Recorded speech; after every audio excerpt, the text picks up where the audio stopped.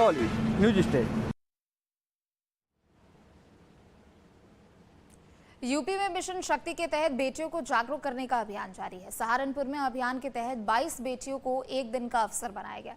बेटियों को DM, SSP से लेकर एडीएम तक की कुर्सी पर भी बिठाया गया ताकि वो जागरूक होने के साथ साथ भविष्य के लिए सपनों की उड़ान भी भर सके। रिपोर्ट देखिए।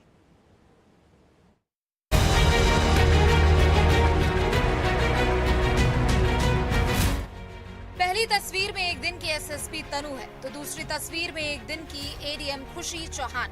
तस्वीरें दो हैं पर संदेश एक ही है। बेटियां जागरूक हो, अपने अधिकारों को समझ सके, बेटियों का आत्मविश्वास बढ़े, वो आत्मरक्षा कर सके, आत्मनिर्भर बन सके और समाज को भी आगे ले जाने में बड़ी भूमिका निभाए। सहारनपुर जिले में मिशन शक्ति के अभियान के 5वें चरण में 22 बेटियों को एक दिन के लिए अवसर बनाया गया। आदर्श इंटर कॉलेज तलहेड़ी बुजुर्ग की तनु रानी एक दिन की एसएसपी बनी है। देखिए किस अंदाज में तनु ध्यान से फरियादियों की समस्याएं सुन रही है। उसने अधिकारियों को मामले में जरूरी कार्रवाई के निर्देश भी दिए। एसएसपी की कुर्सी पर बैठने के बाद तनु ने पुलिस के क्रियाकलापों की बारीकी से समझा है। कुर्सी पर बैठने के बाद भविष्य के सपनों की भी शुरुआत हुई है। तनु बोली वो बड़े होकर आईएएस अफसर बनना चाहती है।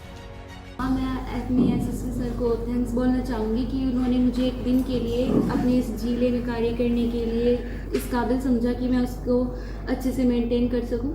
आजकल के टाइम में मतलब खुद ज़्यादा कोई नहीं, उसका खुद का भाई, उसकी खुद की पत्नी, उसका हस्बैंड, उसी के साथ साथ ज़्यादा प्रॉब्लम हो रही है और बाकी ज़मीन के लिए भी बहुत ज़्यादा झगड़े चल रहे हैं आजकल। मैं एक आईएएस ऑफिसर बनना चाहती हूँ।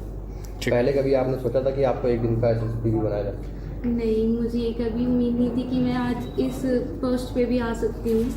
बेटियों को मौका दिए जाने और उनके उत्साह को देखकर एसएसपी रोहित सजवाल भी खुश हुए। उन्होंने बताया कि सरकार का मकसद बेटियों को जागरूक बनाना है और उसी के तहत ऐसे प्रयोग किए जा रहे हैं।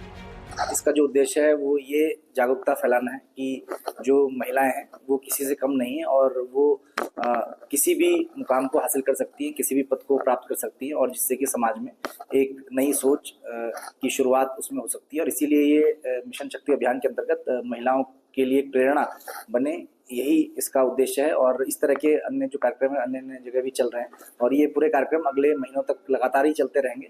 इसमें पुलिस के थाना स्तर पर भी और जनपदीय पुलिस स्तर पर भी विभिन्न जागरूकता के कार्यक्रम चल रहे हैं और साथ ही साथ स्कूलों के अंदर भी ये कार्यक्रम लगातार जारी है।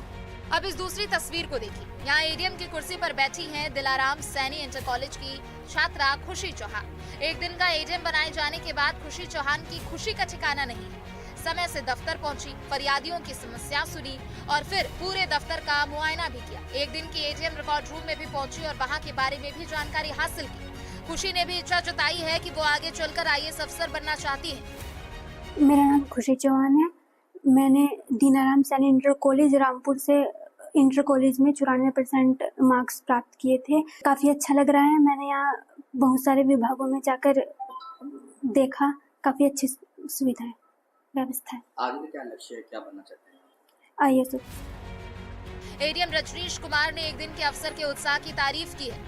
इस क्रम में कुमारी खुशी चौहान जो दिलाराम सैनी इंटर कॉलेज बेहट की छात्रा हैं, उनको आज एडीएम एफआर के पद पर